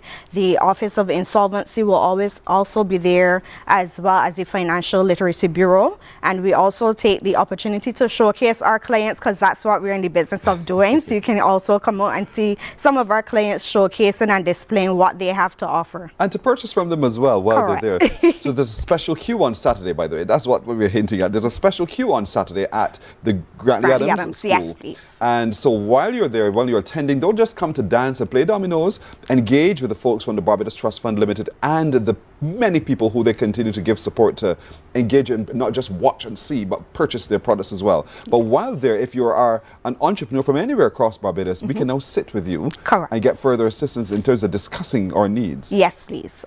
So we're going to be giving information on our loan product, what we offer from the business development side too as well, the different programs we're going to have going on, and we're also hosting a series of walkthroughs throughout the communities too as well. So actually on Saturday we're also going to be doing a walkthrough in the community of St. Thomas because that's where what we're going to be focusing on too as well. in the coming month. Right. So St. Thomas on Saturday morning, and then St. Joseph in the afternoon. Yes, please. We're very, very busy. I'm telling you. Trying to touch all the communities throughout the island. We want to keep people engaged and, you know, let them know what we have to offer and what we can offer them in return. So let's talk a little bit now then, for those who are watching, say, okay, what do you have to offer? Wow. Through our walkthroughs, we're definitely going to be connecting with the entrepreneurs and the small businesses on the ground. We're going to be sensitizing them again to what BTFL has to offer and the programs that we're going to be rolling out throughout the month in the various parishes.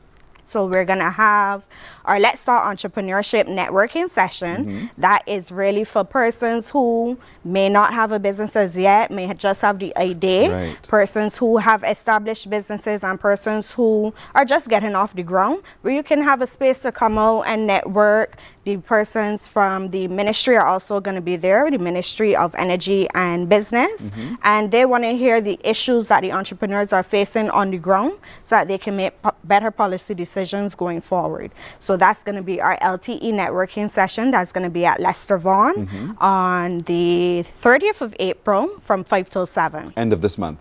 End of this month, 5 to 7 at Lester Vaughan School. That opportunity to network in that kind of way and to share with the Barbados Trust Fund Limited your concerns, to get some advice on how to start up your business as well. All those kinds of things, but in a real cocoon of sorts where everybody's on the same playing field indeed.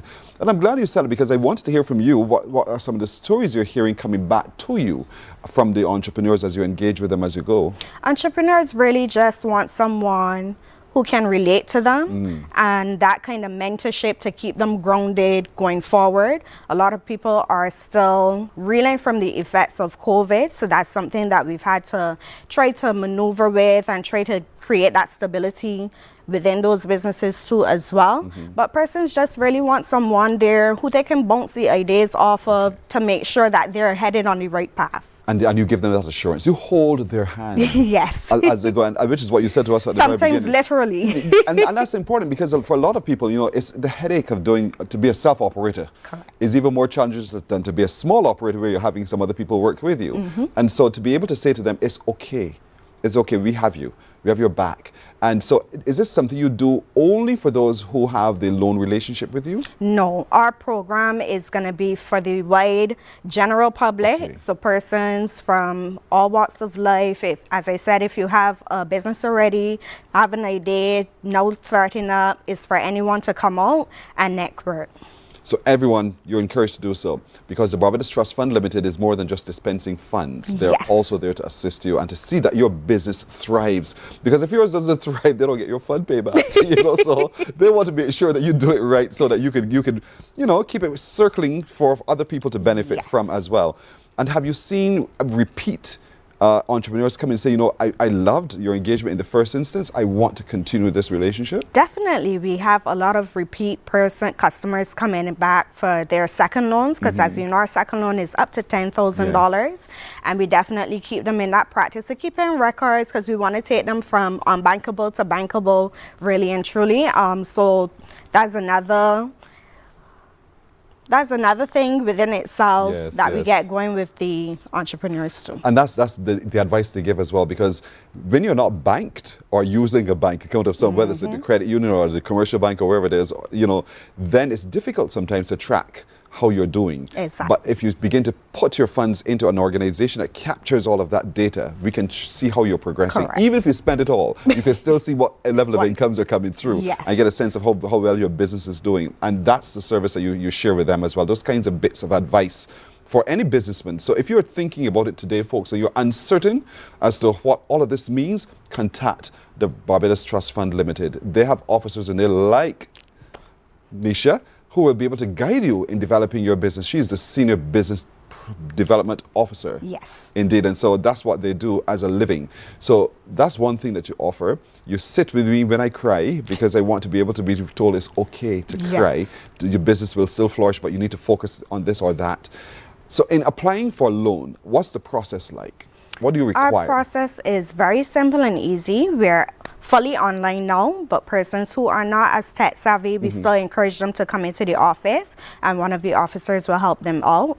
Our loan requirements are very simple. The business must be registered, so you provide your business registration Form 1 and Form 6, a passport size photo, the quotations for the items that you want to purchase, and that can be both locally or abroad. And you also provide us with a proof of address that has to be under 3 months. Okay, cool. Simple and easy. We showed you just now, folks. I want to bring it back up if you can, producer. When you go to the website, what it looks like, the page that you land on, and the information that they share. There it is. Who qualifies for a trust loan? Trust loans are available to all Barbadian citizens involved in or aspiring to pursue viable and legitimate entrepreneurial ventures.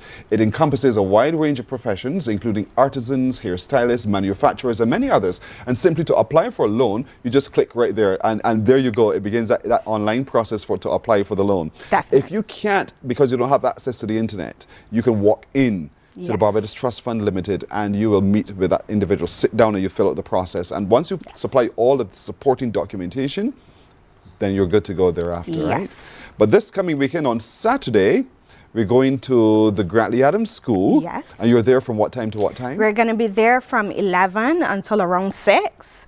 As I said, we're going to be there with the Office of Insolvency. We're going to be there with the Cooperatives Department, as well as the Financial Literacy Bureau, along with some of our clients too as well. It's a very special queue. It's made even more special because of you and the relationship with the Barbados Trust Fund Limited. So when you come to engage and have fun on a family day indeed at the Grantley Adams Memorial School, the Genealogy Marketplace will be there, blah, blah, blah.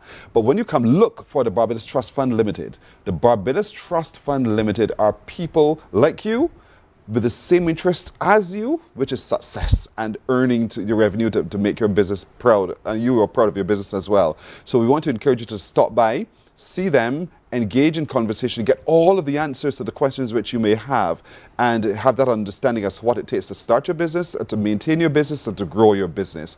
They'll also have with them some of those who they have helped. So you see real examples of how the Barbados Trust Fund Limited helps people, and you engage with them too, but purchase the products and wares that they have on sale as well. So we want you to come on to Grantley Adams School, the Grantley Adams Memorial School, on Saturday, early o'clock from 11 in the morning, and the folks from the Barbados Trust Fund Limited will be there right through to keep you company and to answer your questions. Nisha, thank you. I know your work is cut up for you because on Saturday morning you're in St. Thomas and then in the afternoon in St. Joseph. But I know you can do this because you've been doing it so well so far. Yes. Thank you very much for coming. Thank you so much. You're welcome. Nisha Holder, she is a Senior Business Development Officer with the Barbados Trust Fund Limited. On Saturday, they're coming into a community near to you in St. Thomas and in St. Joseph. Look out, engage with them, share with them your thoughts, your experiences, because all of that is collated to make a difference for you. We're coming right back after this. Morning, morning, morning. Good morning. Good morning to you. Hey there, it's Mahalia. I want to share something that might be really helpful. If you're feeling anxious, overwhelmed, depressed, or lonely and have no one to talk to, call Lifeline Barbados. We all face struggles at times in our lives. You're not alone. There's no need to feel ashamed or embarrassed. It's okay to reach out for support. Lifeline Barbados is completely confidential. No one else will know you called. They're there to offer a caring ear and guidance without judgment. And fellas, I want you to know asking for help is a true sign of strength. It takes real courage to reach out. You can also call Lifeline Barbados if you're worried about loved ones who are struggling and you need advice on how to support them. There's a saying, a problem shared is a problem halved. Morning, morning, morning. Good morning. Good morning to you. It's 28 minutes after 7 o'clock. At the top of the show, I reminded you of a moment in time this morning on radio where 94.7 FM joins with Freedom 106.5 FM in Trinidad and Tobago, because we're linking up to discuss the whole question of understanding and navigating tariffs in the region. It's an agribusiness innovation. That's what the show is called, hosted by Jody White. But he'll have with him from Barbados the Alicia Nichols, who is an international trade specialist and research fellow at the UE K-Field campus. And so together, that's what they're discussing. You can join the discussion as well on radio by calling or emailing to them by that website there, Freedom 106 5.com, and they'll answer all of your questions. But the information from which you can share is going to be very, very impactful indeed. Discussing and understanding and in navigating tariffs in the region. Don't miss it. 10 o'clock this morning for just 1 hour, 10 o'clock of your time. A riveting, engaging conversation. Be a part of it and learn a lot. Indeed, you don't have to simply be in agriculture. You could just be in business, and understanding and navigating tariffs in the region is so critical indeed. So to take a listen to that show coming up at 10 o'clock this morning on 94.7 FM. Now, let's go across the seas all the way to Africa, where we will meet a man who lives generally in the United States of America, but has some Bajan roots. We'll discover where those Bajan roots are planted, because we want to say good morning to Sean Linda. Sean, good morning to you. Good morning. How are you? I'm well. Thank you so much for joining us this morning. Now, you lead a company called Knick-Knack Direct. Correct. Knick-Knack Direct. That's it. And we're a logistics business. Mm-hmm. We're a logistics business, and we provide shipping internationally all around the world, and Barbados included as well. Right. We're going to get more into that in just a moment. But I'm told that you have roots in Barbados. Where do those roots come from, or where are they growing? My father was actually part of the original Opels. His name was Frank Boyce. He's from Barbies Hill. And my mother is from Maxwell Coast in Barbados, and I was born in Canada. All right. I mean, I can hear a bit of Bajan in you. That sounds a little bit familiar. Thank goodness. I'm in Barbados all the time. So I'm invested in Barbados. I believe in Barbados. So I have invested in Barbados with a few apartments. So I consider myself a citizen as well. Oh, that's fantastic to hear. But you're in Africa. What are you doing in Africa at the moment? I'm in South Africa. I'm in Cape Town right now. I was in Johannesburg for a few days, and I moved over to Cape Town. I'm an avid artist. I love art. So I came here to just look at some local artists and pick up some art along the way. So that was mostly it. And then celebrating my birthday as well. So I combined it with collecting some art and celebrating my birthday. Oh, congratulations. When is the birthday? Or was? Tomorrow, April 11th. All right. Congratulations. So we were the first ahead of everybody else in your family to wish you a happy birthday. Yes, you are. Yes, you are. I thought it was part of the Exceptional Youth segment. I didn't make the Exceptional Youth segment. I was loving that segment, by the way. Oh, thank you very much. But I haven't had a chance to say that to you yet. So I'm getting there. I'm getting there. But you're doing great work running the company in which you are a part. And so what caused you to develop this company offers shipping arrangements and the logistics really to move cargo? I saw a gap, and my initial mission is that I believe we live, and it's kind of funny I'm saying now, we live in I think a global economy, and I wanted to give everybody across the globe equal access and opportunity to goods sold and made in the U.S. and getting there in a timely manner and an affordable place. So it kind of started with that mindset, and actually I really started my logistics business after leaving American Express and working at 9/11. And just wanting a reason to go to Barbados, to be quite honest with you. So I started my sister had a clothing store at the time. I bought out all of her year-end clothing, and I really went from store to store on Swan Street, just really figuring out the needs of the market there, what they needed and what they wanted. And I found a little niche market, which at that time, early 2000s, people were converting from like tough denim jeans to more stretch jeans. So I was able to supply a lot of the stores in Barbados and Jamaica and Trinidad these stretch jeans there, and the brand I was mostly selling were called Angel Jeans, and I became called the Angel Jeans man. And from that, I discovered like when I'm coming to these other countries, they're not only asking for jeans now, they're like, hey, I want the newest, latest cell phone, I want this, I want that. And it spawned the idea, I need to satisfy that demand. I need to dig a little deeper, and that's when I really created the logistic business Knick-Knack Direct to really allow people to have equal access to goods and services across the globe. So I've partnered not only with FedEx, but I'm more like to put things on passenger flights because I can get things directly there. So I've built a lot of relationship with Delta, American Airlines, Caribbean Airlines, to name a few, where I can put cargo there for the end user and allow them to get things there fairly quickly. So that's kind of how I've built my business over the years. I'm trying to, I understand it, but I'm also trying to understand your passion. Where did this interest in business of this type, where was it spawned? Well, even when I'm coming to Africa, this is my goal too, was to go to every Caribbean island, every African country. And I've been Northwest, East, and South now. And I think people having not access or in terms of resources, education, is a crime. And it's just something that I feel I can do my global part by helping solve that and giving people equal access to goods and services, because I don't believe anybody's better than the next man, just somebody had access to something that you didn't have access to. So if I can do my part in this world and just solve that one little problem, giving people equal access to goods and service, hopefully I can make the world a better place. And I've met some amazing people along my journey. I mean, I wouldn't be sitting here today if I didn't start Knick-Knack Direct. I mean, I was actually at a couple of days ago when I was in Johannesburg, and a lot of the great artists great artists in Africa are from South Africa. And I was actually able to go to a lot of the warehouse where a lot of them create their art. And it was such a humbling experience, because these arts that are sold for pieces that are sold for thousands of dollars are created in this humble warehouse in the middle of Johannesburg. And then they're exported around the world to these beautiful galleries.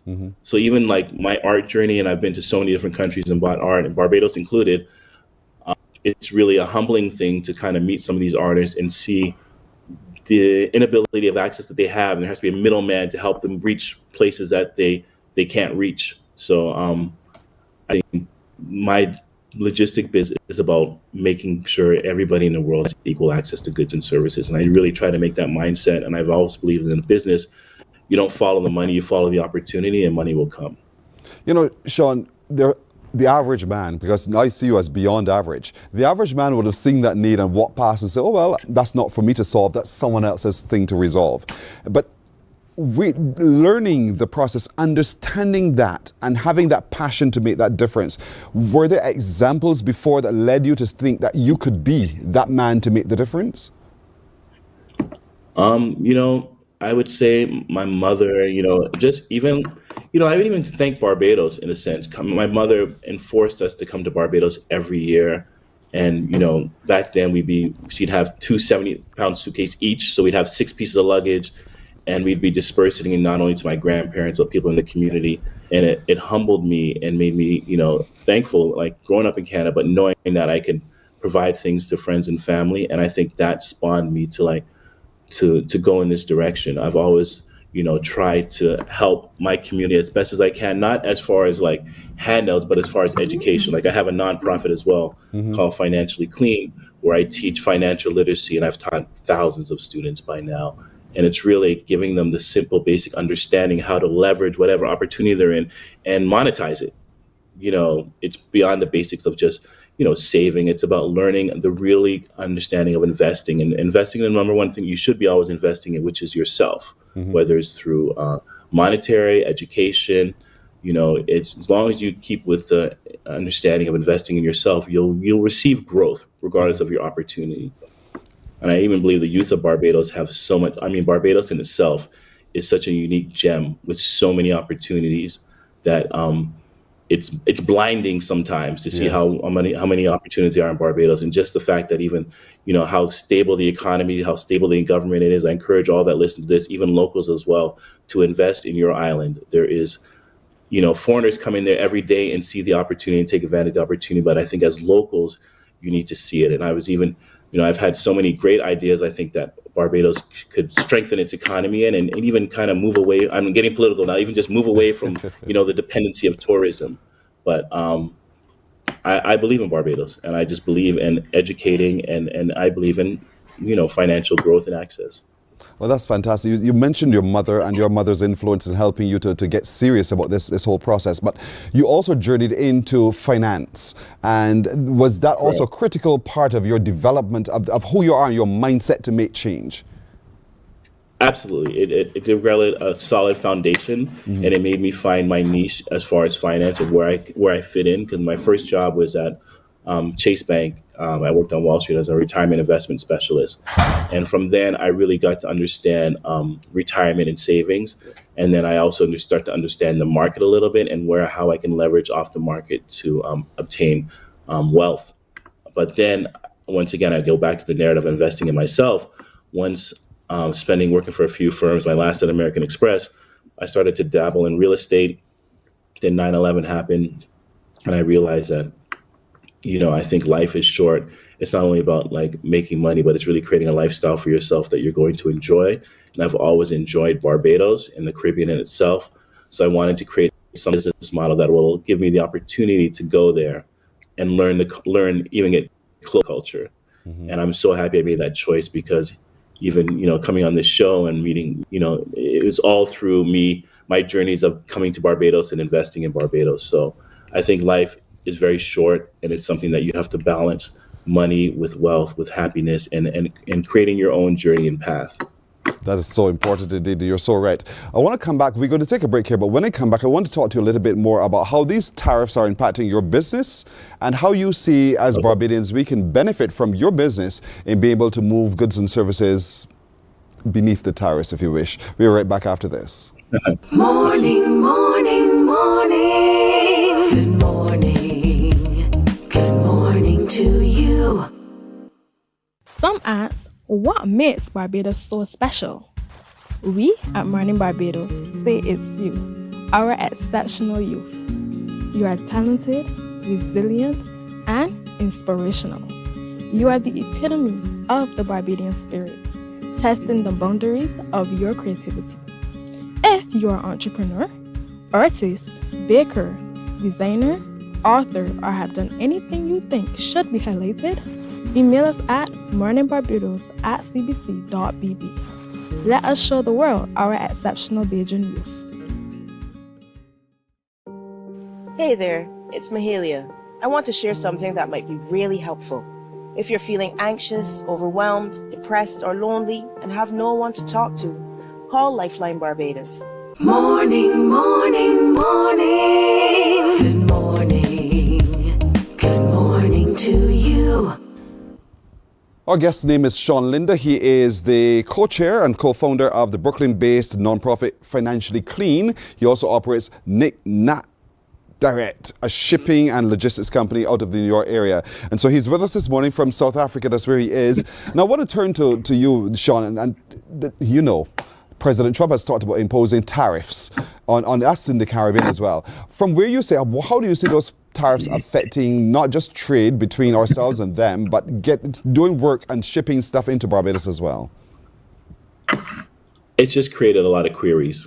And if you understand how things work and what the main purpose of tariffs are really to discourage the local population, e.g. Americans, to buy local goods by praising the prices on goods importing into the country by levying higher taxes on them. So if you understand the core understanding of that, you will start to understand the effects it can have on an economy like Barbados. So if you look at what Barbados imports into the United States, those items could be subject to tariffs. Now, I don't think on a global scale, Barbados generally is in the radar of the United States where they really want to have these types of tariffs. Now let's talk about exporting, which I mostly do. I export out of the United States into various places like Barbados. America encourages countries to buy U.S. goods and products.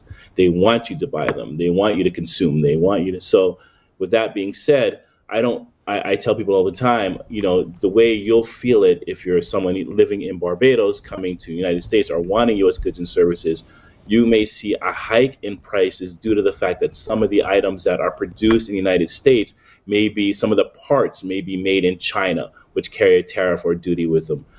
So that's where you would feel the effect. And, these changes are happening so fast. And within the last 24 hours, I don't know how close you've been following the news, Donald Trump has kind of put a 90-day freeze on all tariffs, mostly with countries, with the exception of China. So it's now really just made it a China-U.S. Tariff war, and which could have a rippling effect because U.S. U.S. imports a lot of products into China imports U.S. imports a lot of Chinese products. So yes, it could have an indirect effect as far as raising the price of goods and services because the prices of the parts may increase. But beyond that, I wouldn't let fear stop you from doing what you have to do.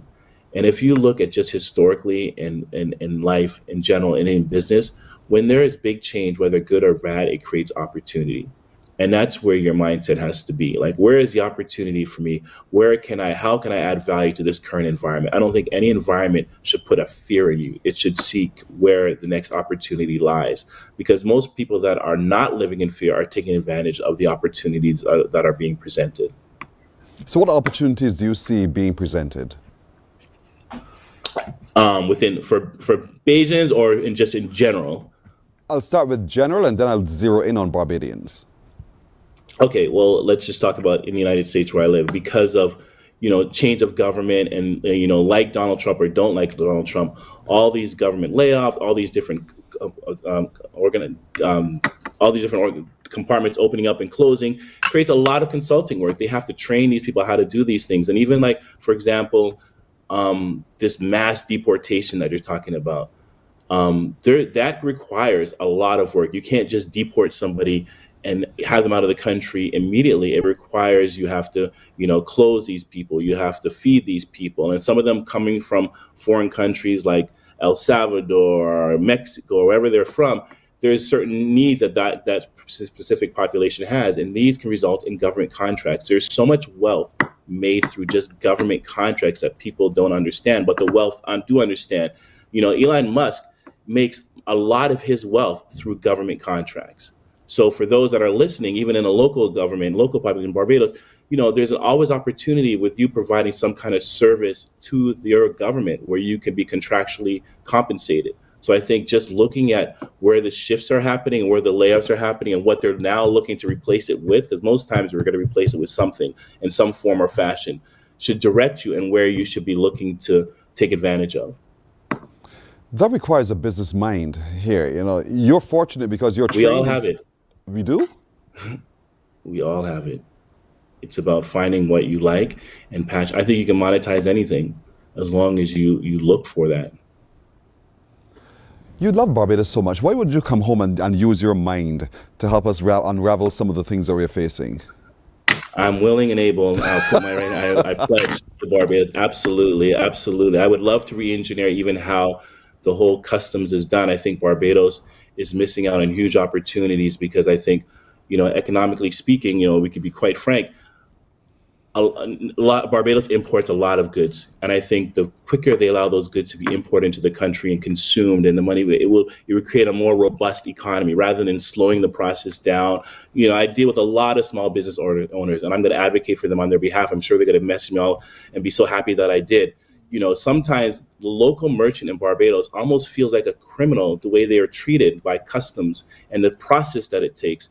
I think if we just simplified a lot more, it would make the goods and people would be more voluntary to pay their duties, pay their taxes, keep the stuff coming in and out of the country, and allow the flow of goods and services to flow a lot more easier. Would create a more robust economy, because a lot of small businesses that start business in Barbados that want to do some type form of importing, they get discouraged by the process. And I think the government has to do a better job to make that process a lot more welcoming to that entrepreneur that really wants to add to the economy, that really, truly wants to add to the economy. And I've been shipping and selling to Barbados for over 20-something years, and all of them, 100% of them, want to contribute, want to have a successful business, but there's so many hurdles and stops in the way because of just the way the system is inadequate. It needs to be, a new version. And I'm more than volunteering my services for absolutely free, because I understand it from the importing side. I understand it in so many different directions, just to make the flow of goods and services a lot easier than what they currently are. Since you're prepared to offer it for free, then tell us what is one thing you think you would like to change or remove to make the process easier? I think when they assess duties and taxes to goods and services now in Barbados, it's based off a model of 30, 40 years ago that are not applicable. Like, for example, let me give you an example. Like t-shirts are 150, 200% duty. And I remember growing up as a child, we produced t-shirts. You remember those days? I don't know if you remember those days. We had a factory that made t-shirts. And I think that was the purpose of why duties were so high on t-shirts, because they wanted to encourage us to buy local t-shirts. It's kind of resemblance what they're doing today as far as tariffs, right? You can call it duties, you can call it tariffs. So that's why the duties are so high on t-shirts. But we do not produce t-shirts like that anymore. So why make the duty so high? Why don't you just have a flat rate system for things, so that when, instead of a model where you're charging by the cost of the item, where people that are merchants have to then provide receipts of how much they paid for the t-shirt, how much they paid for the phone, how much they paid for the bag. Why not just make it simplify so that a t-shirt is, regardless of what you pay for, is $5 Barbados duty. A pants is, regardless of what you pay for, is $10, because then custom officers no longer have to do a hard calculation. You're just calculating the quantity versus the amount. Right. And then it causes, and it eradicates the black market. There is a, let me be fair and let's understand this. There is a black market going on when it comes to customs duties and taxes, not just in the Barbados, all over the Caribbean. But if you want to get rid of it, just make it an accounting system. And so that people will be more forthcoming with saying, okay, I bought 100 pairs of jeans.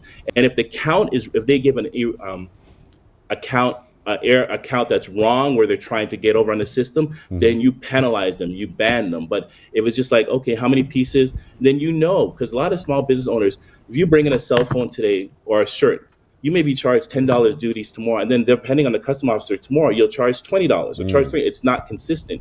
So you create a consistency. So when people land or their stuff imports, it's just a count. They're in and out in the same day. Barbados collects their money in taxes. The merchant gets their product and they're putting it for sale. And that way, government would collect so much more money in taxes. You'd eradicate the black market. The flow of goods services would come in a lot quicker, and it'd be more a robust economy than what it is today. Because I don't know if I'm going off too much. I hear your passion. To go in this direction. I'm those who can make a difference here that you're offering for free. But Sean, we ought to leave it right there. But thank you so much for joining us on Morning Barbados today. And I shall tell you too, with a brain like yours, we need it here on the island indeed. And so I encourage you, hopefully very soon, to return and set up your full roots in Barbados and lend of your expertise to what we do here as well. But I recognize you this morning as one of our exceptional young people, sir. And so we thank you. Did I bully you for that? But I recognize you as well. I recognize you as well. I recognize you as well. I love what you're doing, and I was actually enjoying your episode, so I recognize you as well. Thank you very much indeed. Have a good day, Sean. Sean Linda, he's an entrepreneur. He does amazing work indeed in logistics and more, but he's making a difference not just where he is, but he wants to make a difference across the world indeed, and so we commend him to you. We're back in just a moment. Morning, morning, morning. Good morning. Good morning to you. Hey there, it's Mahalia. I want to share something that might be really helpful. If you're feeling anxious, overwhelmed, depressed, or lonely, and have no one to talk to, call Lifeline Barbados. We all face struggles at times in our lives. You're not alone. There's no need to feel ashamed or embarrassed. It's okay to reach out for support. Lifeline Barbados is completely confidential. No one else will know you called. They're there to offer a caring ear and guidance without judgment. And fellas, I want you to know asking for help is a true sign of strength. It takes real courage to reach out. You can also call Lifeline Barbados if you're worried about loved ones who are struggling and you need advice on how to support them. There's a saying, a problem shared is a problem halved, but not everyone has someone they can confide in. That's why Lifeline Barbados exists, to be there for you or someone you care about during tough times. Morning, morning, morning. Good morning. Good morning to you. Now, you may know the 35th Republic Bank Sir Charles Williams International Fishing Tournament is underway in Barbados, and thanks to David Lewis of Caribbean Aerial Photography, we're able to share with you some of the amazing views of the participants setting off from Port St. Charles. So take a look right there. There it is, some of the boats who are out to sea, well, literally out to sea. Isn't that stunning? Look at that view, Port St. Charles, wow. That's what it looks like looking from the Caribbean Sea into Barbados coastline. This is absolutely beautiful indeed off the coastline of Barbados. And so they're sailing for the next few days. And so it's a competition, but it's one happening just off Port St. Charles. But there's more we want to share with you. Welcome to the 2025 Republic Bank Sir Charles Williams International Tournament. This is going to be the best tournament ever. 35th time we are doing this in Barbados, and we're having a great time. Hi, my name is Dr. Shelley Ancox. I'm the Chief Fisheries Officer at the Fisheries Division. I'm very excited to be here at the start of the 2025 Republic Bank Sir Charles Williams International Fishing Tournament here at the beautiful Port St. Charles. I had the distinct pleasure to be on the Buccaneer this morning to see the start of the Bimini. It was fantastic. Even more fantastic was the water salute from the Barbados Coast Guard on their OPVs. And this really shows and demonstrates the camaraderie between all of the agencies and associations participating to make this thing the best it could be. I think what we're very proud about is the fact that Fisheries Division and Game Fishing Association have been collaborating beyond supporting the tournament, but on other projects, research, data collection at the tournaments, the fish aggregating devices, and exploring different designs. And this year we're collaborating on a junior anglers camp, where on the lay day we have 21 kids that will be learning how to knot tie, how to cast their lines, and hopefully become one of the participants in the tournaments in the future. We're also pleased to have the Ebony Anglers with us this year from North Carolina, and we've been talking among ourselves about having a ladies' day, maybe a half-day tournament in the future where just ladies will be participating. We do have 16 female anglers this year, and we hope to make that 50 in years to come. So I'm very pleased to be here. There's lots of action, lots of entertainment over the next 3 days, and a prize giving ceremony to wrap it all up. I think that we will be the most prestigious tournament in the Eastern Caribbean, definitely. And we look forward to expanding and, letting the tournament reach its highest potential.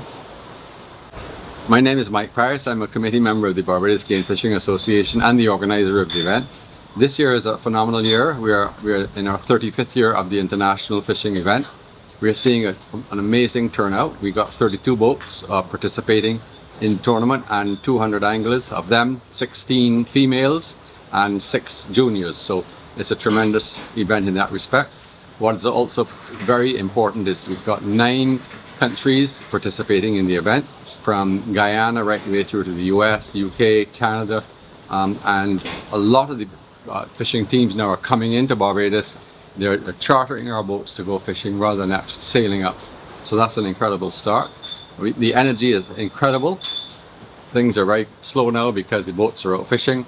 Their fishing range is between 20 and 70 miles out, and they'll be back every afternoon with their catches. We're fishing on Wednesday, today, Thursday, and on Saturday, where we have a grand finale and a prize giving and a big dinner and entertainment. We have entertainment every afternoon during the tournament. So we're expecting a fantastic tournament this year and many more to come. We have great expectations. The catches are great. The weather is a little rough, and that makes it very much more exciting for anglers. We have something very special this year. The Barbados government there are 7 Barbados government departments that are now supporting this event, which is phenomenal. The Ministry of Finance has given us a VAT-free and tax-free concession on all fuel being used during the tournament, and that's a tremendous benefit and a tremendous incentive to bring on local boats. You've seen local boats come into play.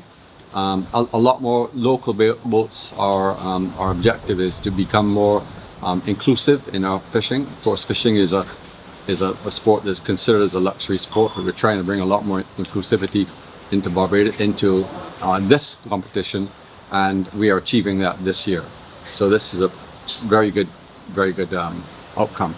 So we have 29 sponsors, which are more than last year. I think they're like 7 or 8 gold sponsors, and then all the rest are bronze and silver. And we have one title sponsor, which is Republic Bank.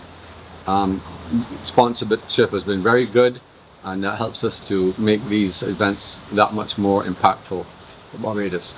Morning, morning, morning. Good morning.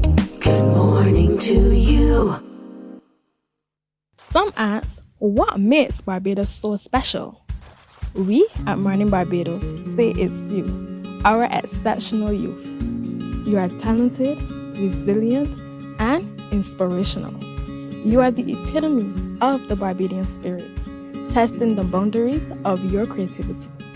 If you are an entrepreneur, artist, baker, designer, author, or have done anything you think should be highlighted, email us at morninbarbados@cbc.bb. Let us show the world our exceptional Bajan youth. Some ask, what makes Barbados so special? We at Mornin Barbados say it's you, our exceptional youth.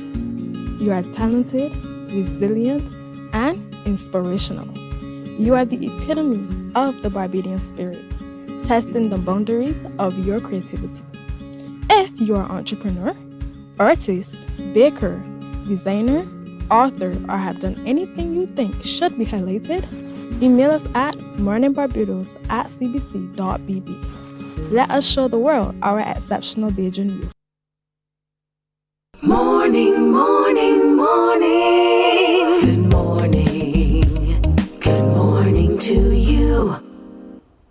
Couple things to remind you about today. Just to remember that today is Q Day. Q in the community. We're heading to Prout Playing Field, Prout St. Thomas, hosted by DG, D&S Variety. And we encourage you to be there from 11 o'clock this morning because we're kicking it off right through the day. So Prout Playing Field in St. Thomas is where you're going today for Q in the community. And also reminding you that this morning at 10 o'clock on radio, join that link up, the historic link up between Freedom 106.5 in Trinidad and 94.7 FM Barbados. We were discussing understanding and navigating tariffs in the region. It's going to be a very riveting discussion from 10 in the morning on 94.7 FM. That is it today, folks. Our little crew joins me in saying to all of you, thank you. We'll see you tomorrow. Bye-bye.